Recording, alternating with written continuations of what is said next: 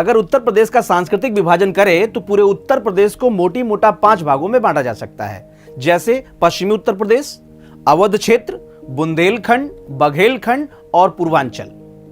मैं आपको ये बताता चलूं कि यूपी का सबसे समृद्ध इलाका है पश्चिमी उत्तर प्रदेश और सबसे गरीब है बुंदेलखंड। पूर्वांचल यूपी की राजनीति का केंद्र तो है, लेकिन आर्थिक रूप से बदहाल है। उत्तर प्रदेश में सबसे अधिक पलायन पूर्वांचल से ही होता है। इसका कारण है पूर्वांचल में लोकल लेवल पर किसी इंडस्ट्री का ना होना, लेकिन गोरखपुर में खाद्य कारखाना यानी फर्टिलाइजर कारखाने के उद्घाटन से इस समस्या से थोड़ी निजात मिलने वाली है। 7 दिसंबर को यानी आज प्रधानमंत्री नरेंद्र मोदी ने गोरखपुर में इसी कारखाने का उद्घाटन किया है। अगर सरकारी आंकड़ों की माने तो यह कारखाना निकट भविष्य में लगभग 10,000 लोगों को सीधे या परोक्ष रूप से रोजगार उपलब्ध कराएगा।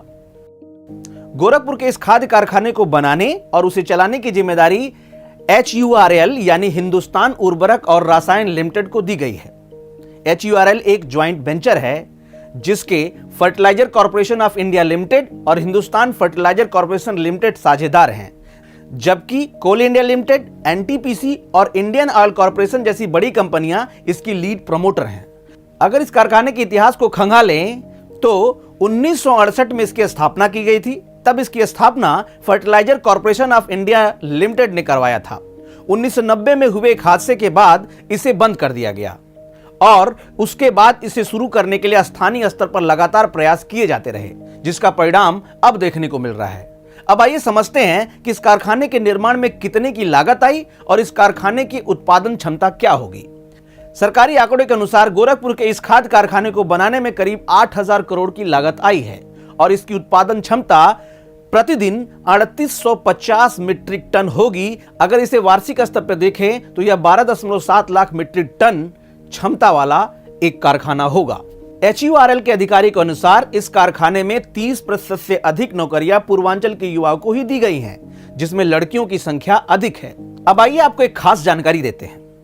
गोरखपुर खाद्य कारखाने में बना प्रिलिंग टावर दुनिया का सबसे ऊंचा टावर है, जबकि इसके पहले पाकिस्तान का एक शहर जिसका नाम है दहर में स्थित खाद्य कारखाने का प्रिलिंग टावर सबसे ऊंचा था।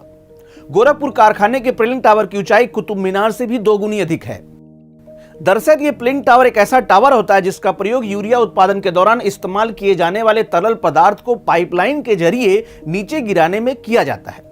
टावर से नीचे आते आते यह पदार्थ यूरिया के रूप में परिवर्तित हो जाता है। जापानी कंपनी द्वारा तैयार किया गया टावर 149.5 मीटर ऊंचा है, जिसका व्यास 39 मीटर का है। यहीं आपको बताता चले कि यह कारखाना प्रदूषण नहीं फैलाएगा क्योंकि यह प्राकृतिक गैस से संचालित होगा। भारत में फर्टिलाइजर के प्रयोग की शुरुआत 1965 से मानी जाती है, जब भारत में आधुनिक रूप से खेती की शुरुआत की गई और इसका परिणाम यह हुआ कि भारत में हरित क्रांति आई और उसके बाद खेती के लिए फर्टिलाइजर की मांग लगातार बढ़ती गई। यह कारखाना नीम कोटेड यूरिया का उत्पादन करेगा। सामान्य यूरिया की अपेक्षा नीम कोटेड यूरिया फसलों के लिए बेहतर होता है। सामान्य यूरिया बनाने के बाद उसे 24 घंटे के लिए नीम के तेल में डुबो दिया जाता है, जिसका परिणाम यह होता है कि उसके ऊपर एक नीम की परत यानी कोट चढ़ जाती है।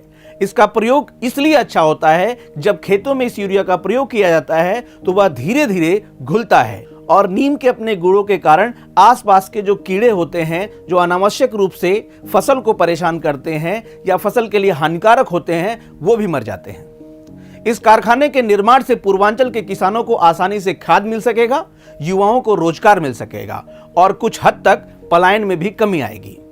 पलायन रोकने के लिए और क्या क्या किया जाना चाहिए, अपने विचार कमेंट बॉक्स में दें।